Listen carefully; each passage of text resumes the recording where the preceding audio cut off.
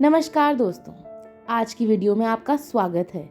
आज हम बात करेंगे फिल्म ओपन वाटर 2 एयरड्रिफ्ट के बारे में। ये कहानी है 6 दोस्तों की, Jack, James, Amy, Lauren, Michelle और डैन। फिल्म की शुरुआत में हम देखते हैं कि ये 6 लोग एल्मेटाडोर बीच पे खेल रहे होते हैं। ये सब काफ़ी एंजॉय कर रहे होते हैं कि अचानक जैक कैमरा को उठाकर क्लिफ के आसपास घूमने लग जाता है और वो क्लिफ से नीचे गिर जाता है। क्लिफ इतनी ऊंची नहीं होती है, इसलिए वो बच जाता है। फिर हम देखते हैं कि 5 साल का लीप आ जाता है।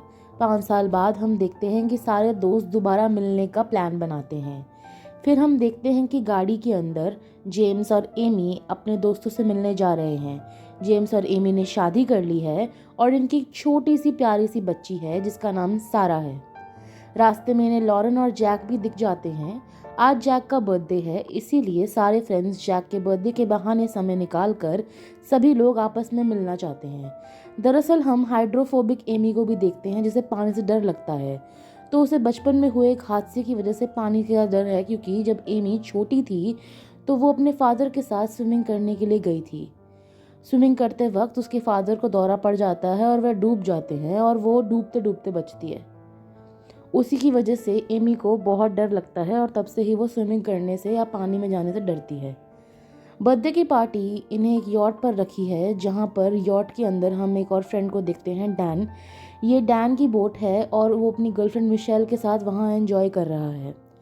दोनों ही सभी को पार्टी में यॉट पे बुलाते हैं। सभी फ्रेंड्स आकर जैक का बर्थडे सेलिब्रेट करते हैं। सभी फ्रेंड्स बहुत खुश हैं और एंजॉय कर रहे हैं। एमी ने यॉट के ऊपर लाइफ जैकेट पहनी होती है। ये देखकर सभी हैरान होते हैं। उन्हें नहीं पता था कि हाइड्रोफोबिक होने की वजह से वो इतनी परेशान होगी। वो उन्हें स्विमिंग करने के लिए कहते हैं और उसका आइडिया सबको पसंद आता है। तो सभी दोस्त डिसाइड करते हैं कि वे स्विमिंग करने जाएंगे। मिशेल अपने साथ एक वाटर टक भी ले जाती है। बाकी फ्रेंड्स अपने ग्लासेस लेकर सभी पानी में छलांग मार देते हैं। बोट के ऊपर एमी और मिशेल का बॉयफ्रेंड, जिसकी ये यॉट है, वह दोनों रुक जाते हैं। एमी सारा के पास जाकर बैठ जाती है और उसके पास खेलने लग जाती है। इतनी ही देर में डैन उसे बाहर बुलाता है। दरअसल एमी और जेम्स की शादी से पहले ये दोनों आपस में रिलेशनशिप में थे और शादी का विश्वास ना होकर डैन ने इस वजह से दोस्ती भी तोड़ दी थी और वो अलग हो गए थे। डैन की बात सुनते सुनते वह बाहर आ जाती है, क्योंकि अब सारा सो चुकी है। एमी से बहुत ही मजाक में डैन कहता है कि उसे भी पानी में कूद जाना होगा। उसके बाद वो उसे पानी में लेकर कूद जाता है। पानी में कूदते ही एमी की हालत बहुत ख़राब हो जाती है। उसे बार बार वो हादसा याद आता है, जिसमें देखकर वो बहुत परेशान हो जाती है। सभी फ्रेंड्स ये चीज़ देखकर परेशान हो जाते हैं। वे कहते हैं कि इसे यॉट पर वापस ले जाना चाहिए, लेकिन डैन लैडर को नीचे करना भूल जाता है। कूदते समय लैडर ऊपर ही रह जाती है और उसके बिना यॉट पर जाना बहुत ही मुश्किल था। सभी फ्रेंड्स अब यॉट से नीचे हैं और पानी में तैर रहे हैं, लेकिन अकेली सारा यॉट पर है। सभी फ्रेंड्स उछल कर राय देते हैं कि वो किसी तरह डेक पर पहुंच जाएं। यॉट का जो बैक है वो काफ़ी ऊंचा है। इनको एहसास नहीं था, पर इनकी मुसीबत अब बढ़ने वाली थी। बहुत ही कोशिश करने के बाद मिशेल पानी के पास वाटर डक के साथ दिखाई देती है। मिशेल से वो वाटर डक मांग लेते हैं और ऊपर चढ़ने की कोशिश करते हैं। ये यॉट पर वापस जा सकते हैं, लेकिन कोई फ़ायदा नहीं हो पाता, क्योंकि इतनी स्लिपरी होने की वजह से वो डक किसी काम की नहीं आती और कुछ ही देर में फट भी जाती है, क्योंकि वो प्लास्टिक की बनी है। सभी की नज़र ऊपर लगे अमेरिकन फ्लैग पर जाती है और वो सोचते हैं कि वे उसकी मदद से नीचे आ सकते हैं। थोड़ी ही देर में उसे पकड़ने की कोशिश करने के बाद वो ऊपर जाने की ट्राई करते हैं, लेकिन उसे पकड़ते हैं तो वो ऊपर से फ्लैग बीच में से फट जाता है। ये आइडिया भी काम नहीं आता। अभी तक एमी भी थोड़ी शांत हो चुकी थी। सभी फ्रेंड्स साथ में होते हैं। तभी मिशेल शोर मचाने लगती है कि मेरे पास कुछ टच हुआ, शायद वो शार्क है। सभी घबराने लग जाते हैं और डैन वापस आकर बताता है कि पानी के नीचे कुछ भी नहीं है। उसके बाद ये सब लोग आपस में बहस करने लग जाते हैं और एक दूसरे को ब्लेम करने लगते हैं कि ये तुम्हारी वजह से हुआ है, तुम्हें पानी में आकर लैडर को खोल के ही आना चाहिए था। डैन इस बात से परेशान हो जाता है।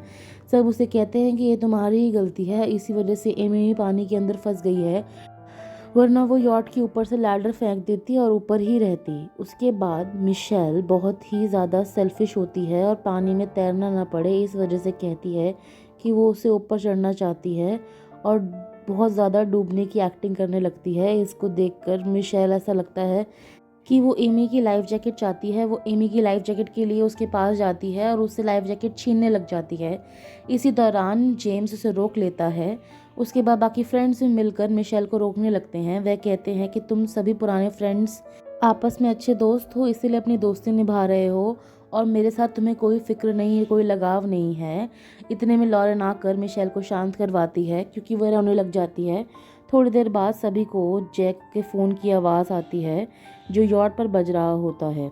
सभी लोग उसी आवाज़ को फॉलो करते हैं और जैक के जैकेट को नीचे खींच लेते हैं। जब वो जैकेट को नीचे खींचते हैं तो फ़ोन पर देखते हैं। फ़ोन पर जैक को एक बर्थडे मैसेज आया होता है। उसे इग्नोर कर कर वो काट देता है और दोबारा कॉल मिलाने की कोशिश करता है, लेकिन फ़ोन पानी के अंदर गिरने की वजह से चल नहीं पाता और उसकी आवाज़ कटने लग जाती है। जैक 911 को फ़ोन करने की कोशिश करता है, लेकिन अब तक फ़ोन ख़राब हो चुका होता है। गुस्से में आकर जैक फ़ोन को फेंक देता है और लोग निराश हो चुके होते हैं और बोलते हैं कि शायद वो उसे ठीक कर सकते थे।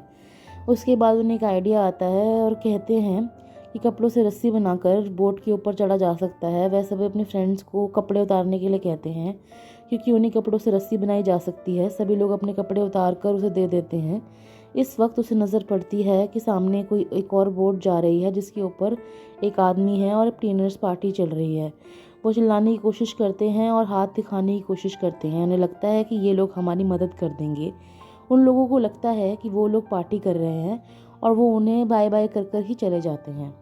जैक के पास एक चाकू होता है और वह इसकी वजह से सभी कपड़े काटने लगता है। इसी तरह करते हुए वो रस्सी बना लेता है। ये रस्सी को यॉट पर अटका देते हैं और जैक उस पर चढ़ने की कोशिश करता है, पर जैक का वज़न ज़्यादा होने की वजह से रस्सी बीच में से ही टूट जाती है। प्लान के नाकामयाब होने के बाद सब लोगों के दिमाग में एक और नया प्लान आता है। एमी का हस्बैंड जेम्स भी चाकू को लेकर बोट के नीचे जाता है और कुछ चेक करने के लिए लगता है। चेक करते हुए चाकू उससे छूट जाता है। वह तैरते हुए पानी में और नीचे जाता है ताकि चाकू को पकड़ ले। वह चाकू को पकड़ता है लेकिन वो काफ़ी नीचे पहुंच गया होता है। इसी वजन से हड़बड़ाहट में वो ऊपर आने लगता है और बहुत तेज़ी से वो यॉट के नीचे अपना सर दे देता है। उसके सर पर बहुत तेज़ चोट लग जाती है, इसीलिए जैसे ही वो ऊपर आता है तो एमी देखती है कि उसके कानों से खून निकल रहा है और उसके बाद वो वहाँ से उसे पकड़ने की कोशिश करती है और सपोर्ट देने की कोशिश करती है। लेकिन अब लॉरेन जैक के पास आती है और उसे बताती है कि जेम्स के सर पर स्कल फ्रैक्चर हो गया है और जल्द ही डॉक्टर की ज़रूरत होने वाली है। ये बात एमी को इसीलिए नहीं बताई थी ताकि वो घबरा ना जाए। जैक भी बहुत परेशान हो चुका है और यॉट पर चाकू करने लगता है ताकि ऊपर जाने की कोशिश करे, लेकिन डैन उसे ऐसा करने से रोक देता है क्योंकि इसी चिना झपटी के अंदर उनका चाकू गिर जाता है। जैक के पेट में जाकर लगता है और उसके पेट से खून निकलने लगता है। जैक बहुत ज़ख्मी हो चुका होता है। लॉरेन इसी रस्सी वाली कपड़े को उसके ज़ख्म पर लगा के रखती है ताकि खून रुक जाए।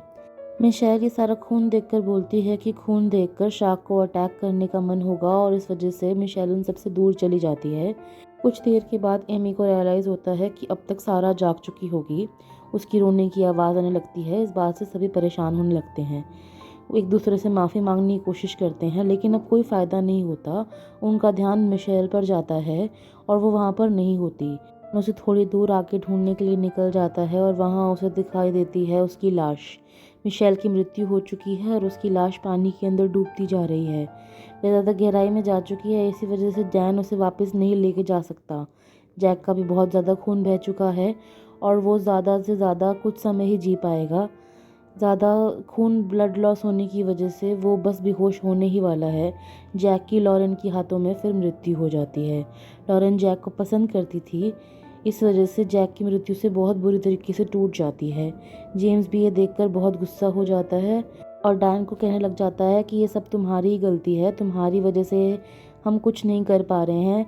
एमी जेम्स को शांत करने की कोशिश करती है क्योंकि वह जानती है कि जेम्स की चोट लगी है और उसके चिल्लाने से, उसके गुस्सा करने से उसकी तबीयत बिगड़ ही सकती है।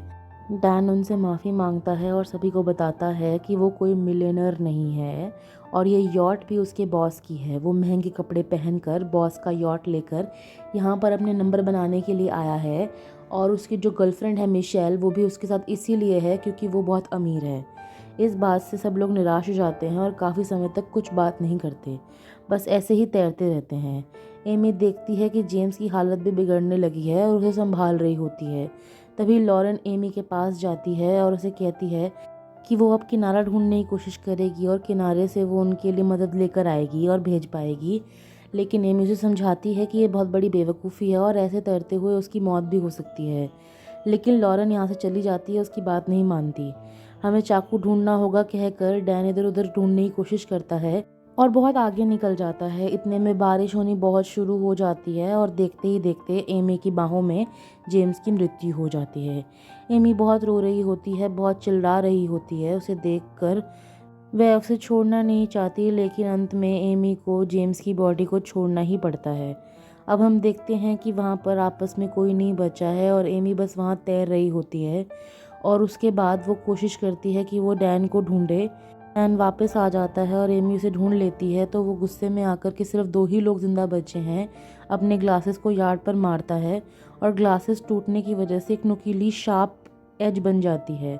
उसको देखकर उसे आइडिया आता है कि वो उसे उस पर चाकू पर मारेगा और जहाँ जैक ने चाकू मारा था वहाँ छेद करेगा और उसके बाद अटका कर एमी को ऊपर चढ़ने के लिए कोशिश करेगा।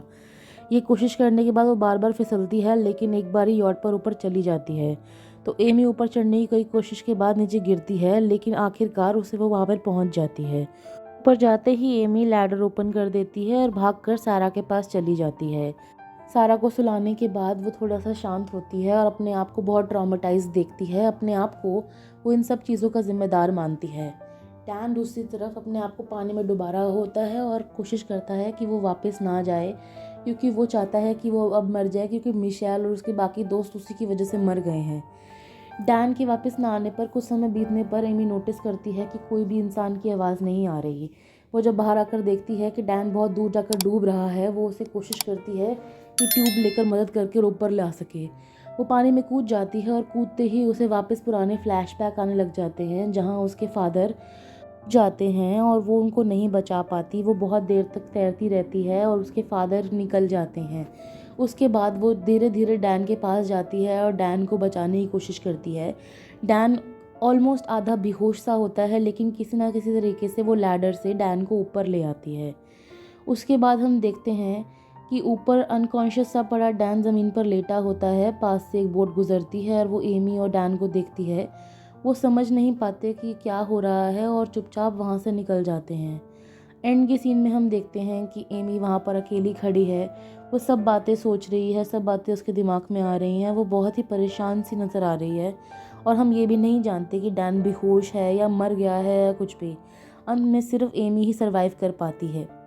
वहीं पर मूवी ख़त्म हो जाती है और सब कुछ एकदम सन्नाटे पर ख़त्म होता है। ये फ़िल्म की कहानी आपको कैसी लगी हमें ज़रूर बताइएगा। अगर आपको हमारी वीडियो अच्छी लगी तो प्लीज़ लाइक कीजिएगा और कमेंट्स में हमें बताइएगा कि आपका फेवरेट पार्ट कौन सा था। ये फ़िल्म काफ़ी ज़्यादा भयानक, एक तरह से हॉरर ही मान सकते हैं, जैसे कि इसकी फर्स्ट पार्ट थी, जो कि खुद एक और ट्रू स्टोरी से इंस्पायर्ड है। ये सब फिल्में काल्पनिक नहीं हैं, बल्कि असल में हो चुकी हैं। आज की वीडियो में इतना ही। चैनल को सब्सक्राइब करना ना भूलें। धन्यवाद।